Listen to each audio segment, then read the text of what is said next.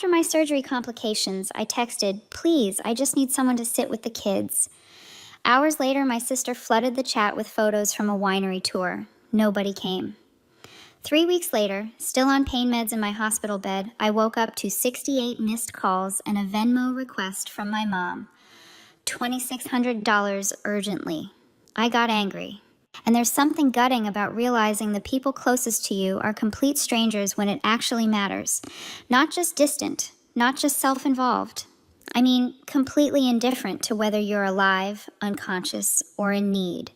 That's what hit me hardest. Not the surgery, not the recovery, the silence from people who were supposed to care. My name's Jasmine. I'm 35, a mom of 2 living in Chicago. I've always been the dependable one. Paid my sister Jessica's tuition when she was about to drop out of grad school, gave my parents money for a new furnace last winter, helped my younger brother out of credit card debt twice. No one had to beg.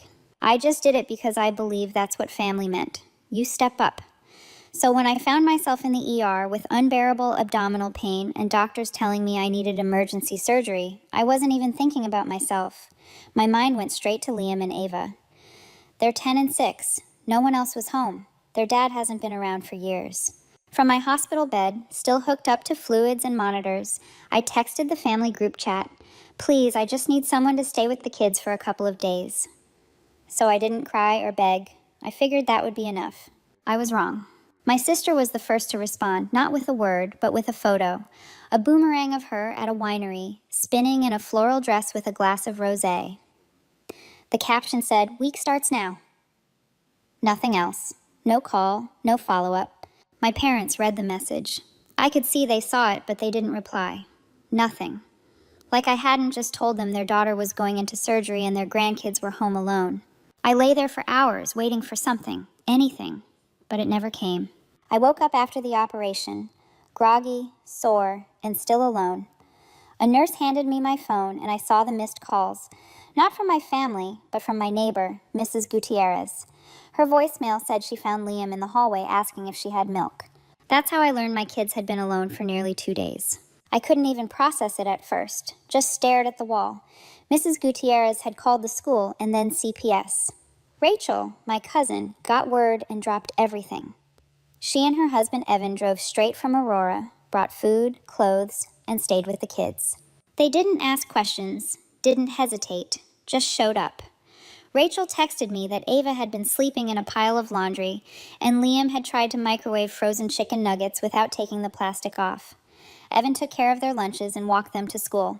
Rachel helped Ava with her homework and braided her hair. I hadn't asked them. They just did it. Meanwhile, Jessica was posting selfies holding oversized wine glasses with hashtags like #blessed and #familytime. My mom liked every post. Not one person from my immediate family asked how the kids were doing. They didn't even acknowledge the message. I stayed in the hospital for 3 more weeks. Recovery was rough. Pain meds kept me half asleep most of the time. Rachel and Evan kept everything running at home. I didn't know what I would have done without them. And the truth was, I didn't want to think about it. Then one morning, I woke up, looked at my phone, and saw it. 68 missed calls from my mother and a Venmo request for $2,600. The note just said, "Urgent." No message about me, no question about the kids, just that. And that's when something snapped in me. For the first time in my life, I felt completely done. There's something humiliating about waking up in a hospital bed, still foggy from painkillers, and seeing 68 missed calls from your mother. Not because she's worried about you, but because she wants money. Not one message asked if I was alive. Not one asked about Liam or Ava. Just a Venmo request for $2,600 with the word urgent. I didn't respond. I just stared at the screen, my heart racing like I was seeing something I wasn't supposed to. But it was all right there, black and white. I was nothing more than a wallet to them. She called again that afternoon. I picked up. Without even asking how I was doing, she launched into it. Said my brother's car had broken down, that he couldn't get to class or his job. She said if I cared about my family, I'd help. I waited for her to acknowledge that she hadn't even responded when I begged for someone to stay with my kids. Waited for her to ask about the surgery. Nothing came, just more about how I was their last hope. I told her no, flat out. No apology, no explanation, just the word. She didn't take it well. Said I was turning cold, selfish. Said money had gotten to my head. That was rich, considering I'd paid off her mortgage just 3 years ago when they were drowning in late fees and pretending everything was fine. She hung up before I could say anything else. Not even 24 hours later, Jessica messaged me on Instagram. Not even a, "Hey, how are you?" Just a question about whether I was still planning to send money for her boyfriend's birthday trip. I didn't reply. She followed up with a comment under one of my old posts. Some people forget where they came from. Like I hadn't just nearly died. Then my dad texted. It was long, rambling, passive-aggressive. He brought up every favor they'd ever done for me, real or imagined. Told me I was abandoning the family. He ended it with a screenshot of a GoFundMe he'd set up for home repairs and suggested I pitch in like I used to. I was still on antibiotics. My incision was still healing and I was fielding guilt trips like it was my full-time job. The only person who seemed to get it was Rachel. I called her later that night. I didn't even need to explain everything. She already knew. She told me Evan had taken time off work to stay with the kids and was helping Liam catch up on homework. Ava had stopped having nightmares once she realized they weren't going anywhere. I told Rachel about the calls, the money, the pressure, and all she said was, "Maybe it's time they learn what life looks like without you carrying them." That sentence hit me hard because I knew she was right. When I finally got home from the hospital, the house was cleaner than I'd left it.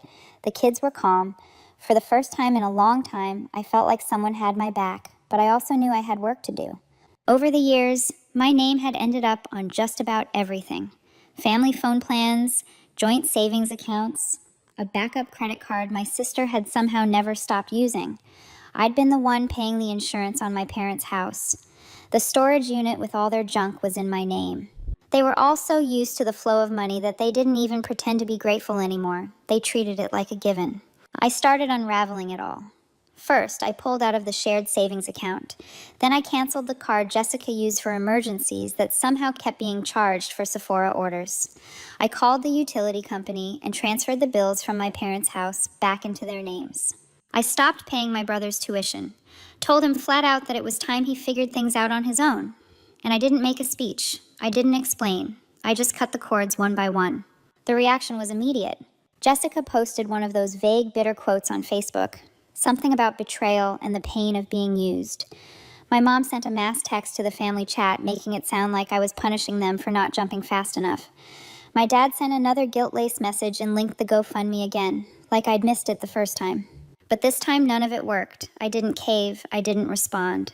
I wasn't just protecting my bank account. I was protecting my kids, myself, my sanity. And without me holding it all together, cracks started showing fast. I didn't expect them to fall apart so quickly. It had only been a week since I cut off the accounts. No more tuition payments, no backup credit card, no utility bills covered. I figured they'd try to regroup quietly. Instead, they imploded publicly. Jessica was the first to go loud. She posted a long, dramatic caption under a photo of her crying on her bathroom floor holding a glass of wine. The caption said something like, "Some wounds cut deepest when they come from people who are supposed to love you. Family isn't always blood." Comments poured in. Friends I hadn't seen in years tagged me and messaged me asking what was going on. I didn't say a word. I watched her feed spiral, a weird mix of emotional breakdowns and brand partnerships. One day she's crying about betrayal. The next she's doing a sponsored post for some teeth whitening kit. It was all performative and it was working. People were buying it. My mom went a different route. She started calling relatives, cousins, aunts, people we only saw at weddings, telling them I had abandoned the family. That I let the kids go hungry to teach us a lesson.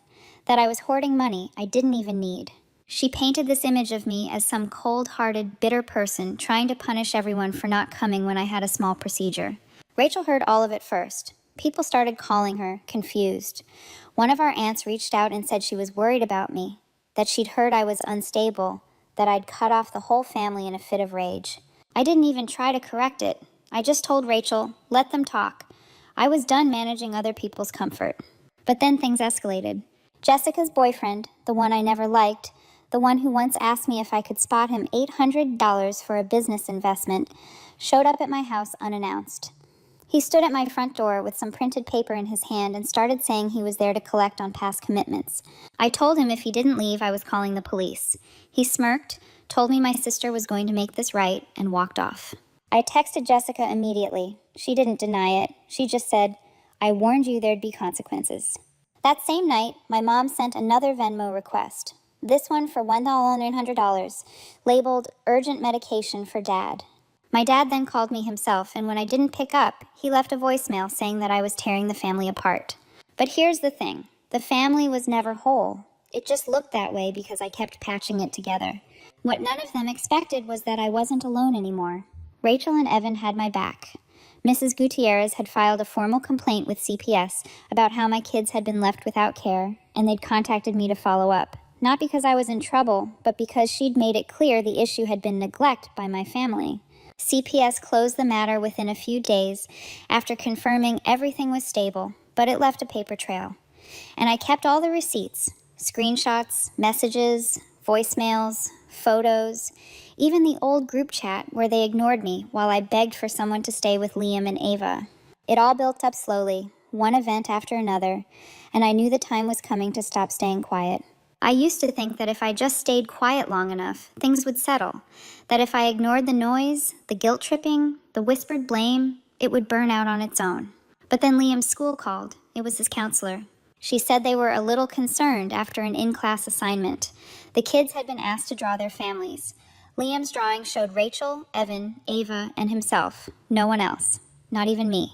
When asked where I was in the picture, he just said, "Mom was sick. Rachel and Evan took care of us." I sat there holding the phone, unable to move. My son hadn't drawn his grandparents, his aunt, or his uncle. The people who claimed to love him the most weren't even in the picture, and I understood why. They hadn't been there when it counted. Then the counselor said something else. There had been anonymous phone calls to the school, complaints that my children had been left alone, that I was an unfit parent, that someone needed to look into it. She told me the number was private, but the school had traced its origin to a Florida area code. My parents' Florida condo. That was the last thread.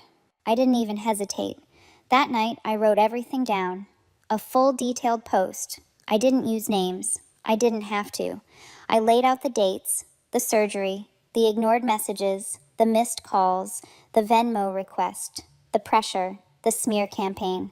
I attached screenshots of text, the group chat where they read my plea and stayed silent, the request for $2,600 while I was on pain meds in a hospital bed. I posted it on Facebook where every aunt, cousin, in-law, church friend, and high school classmate could see it. And it exploded. The comments started within minutes. At first, it was people saying they were sorry. Then the truth started coming out. Extended family, old friends, neighbors, people I barely remembered started messaging me with their own stories, things I had no idea about. One woman, an old babysitter from when I was 12, said she once caught my mom threatening to cut off contact with Rachel's family unless they started pulling their weight. Another cousin told me he had been pressured into co-signing a loan for my brother years ago and was still paying it off. But what really flipped everything upside down was a message I got late that night. It was from Jessica's ex, a guy she dated back in grad school. We'd met once briefly years ago. He told me that what I was going through wasn't new, not even for Jessica. He said that when they were still together, Jessica had faked a medical emergency, told her professors and friends that her appendix had burst, raised over $4,000 through a GoFundMe. She never had surgery. She spent the money on a Cancun vacation. He had proof, emails, screenshots, even the plane tickets. She told everyone she was recovering quietly at a friend's house while she was actually drinking cocktails on the beach. I couldn't believe it, but at the same time I could. It tracked. He offered to send me everything, not for revenge. He said he didn't want to be part of the lie anymore.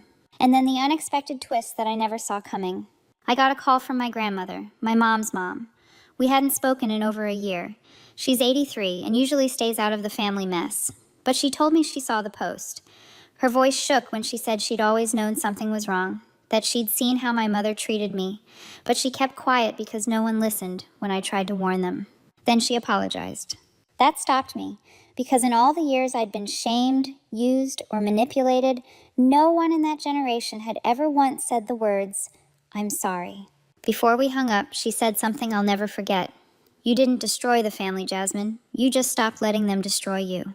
And it stuck because for the first time in years, I felt like I wasn't the crazy one. I wasn't ungrateful. I wasn't cold. I had just finally said no, and it was loud enough that other people started seeing clearly too. By the next morning, my post had made the rounds. Jessica deleted her Instagram. My mom posted some cryptic quote about betrayal and forgiveness. My dad tried to act like he didn't see any of it, but it was already out. And what followed next was the one thing they weren't ready for: accountability.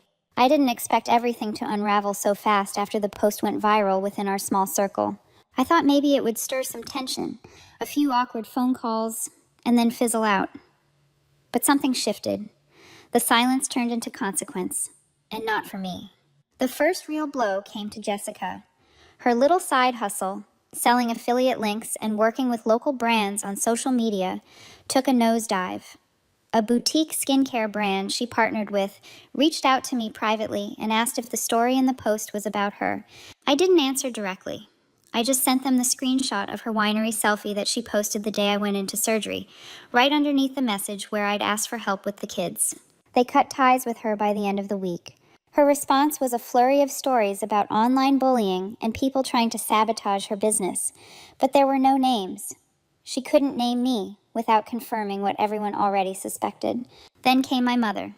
She'd always been the quiet puppeteer, the one behind the curtain, keeping the family image polished while pulling every string. But it turns out she wasn't as invisible as she thought.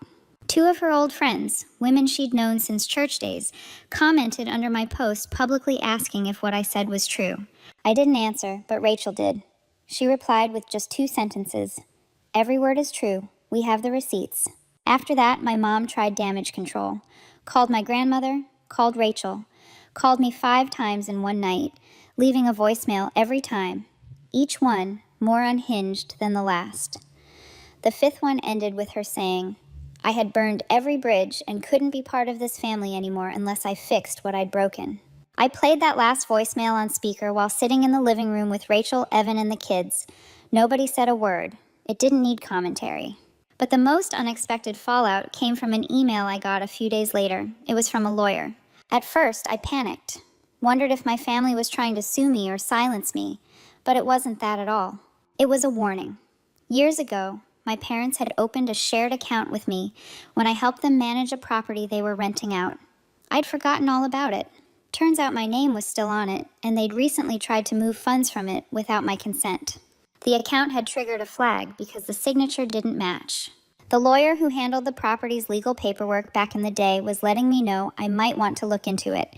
When I did, I found they tried to access nearly $8,000, money I didn't even realize was still in the account.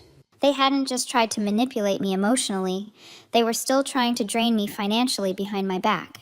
I froze for a moment, then I went cold. I transferred the funds into a trust, one that only my kids could touch in the future. Then I filed a report, not to start a lawsuit, but to protect myself. I closed every old financial tie that still connected me to them. And just like that, the bridge burned completely. But this time I wasn't sad. I wasn't panicked. I was free. My cousin texted me that night. They thought they were untouchable. They forgot you were the one holding everything up. And she was right. Without me, they weren't just exposed. They were unraveling. Jessica had no sponsor money. My parents were struggling to keep up with bills. My brother even reached out to Evan, not me, asking if he could help him get a job. But I wasn't looking for revenge. I wasn't even happy about it. I just watched it all fall, finally understanding something I should have learned years ago. Sometimes karma doesn't come like a firestorm. Sometimes it just looks like someone quietly walking away and taking the whole foundation with them. It took less than 3 months for everything to collapse. Jessica moved out of her apartment and back in with a friend after her last brand deal fell through. She deleted most of her old posts and started a new account, pretending nothing had happened. My mom and dad stopped calling altogether after the lawyer sent them a formal cease and desist about accessing the account they no longer had rights to. My brother never reached out to me directly again. Evan told me he ended up taking a job in another state far away from all the mess. The messages, the threats, the guilt, it all stopped.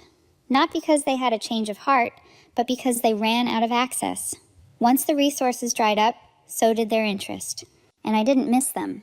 What surprised me most was how quiet life became. No constant requests, no last-minute money emergencies, no manipulation hidden behind family obligations. Just real peace. Rachel and Evan stayed close. So did my grandmother. We started having dinner together every Sunday, just the four of us and the kids. Liam started drawing me and his family pictures again. Ava told me she liked how our house felt safe now. That word hit harder than any apology I never got.